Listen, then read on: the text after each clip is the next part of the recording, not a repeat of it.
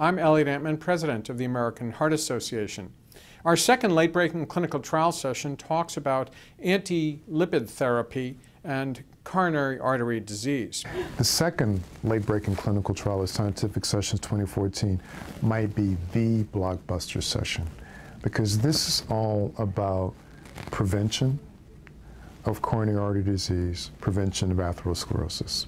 We have lots of good data saying that aspirin is very helpful for secondary prevention, but we've all had the question as to whether or not it's useful for primary prevention. There's an interesting study from Japan looking at aspirin and primary prevention in elderly patients who don't yet have any clinical manifestations of ischemic heart disease, but who have risk factors.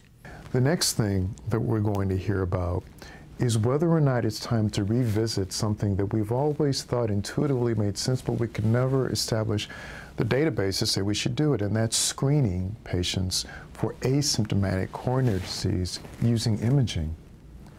If we could do that, and we knew coronary disease was present, and it was a cost-effective intervention, then imagine how successfully we might be by redoubling our efforts and focusing on the target population. But we've never quite had the evidence to say that it is of value to exercise community screening. So we will hear data that helps us understand whether or not the time has come to deploy community screening for coronary disease. I'm going to be excited about that because prevention is a really, really important component of where we need to go with cardiovascular disease over the next decade.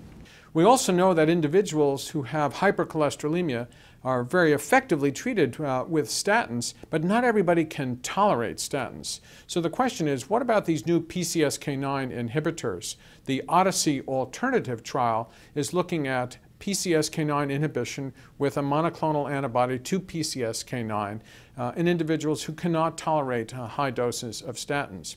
And lastly, a really important trial that is finally seeing the light of day, the IMPROVE-IT trial, that's going to tell us what is the incremental benefit for a drug called ezetimibe, a cholesterol absorption inhibitor, on existing statin therapy that's lowered LDL already to what some people have called goal ranges, but certainly to a low-risk range. And the question to be answered is there incremental benefit and no essential disadvantage to making this change? Only a randomized controlled trial can tell us this, and that's what these controlled trials are going to help us find out. Finally, the results of IMPROVE-IT will come forward. Let me remind you what that study was all about. This is ezetimibe plus simvastatin versus simvastatin alone in an events-driven, randomized outcomes trial. We have always wanted to know, does ezetimibe, you might know the combination is Vytorin, but does that combination give you something more than the statin alone, simvastatin?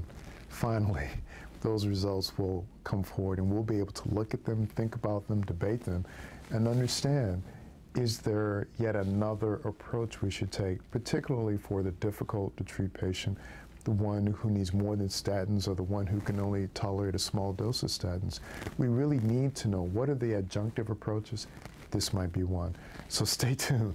Late-breaking clinical trial session number 2 should knock it out of the park.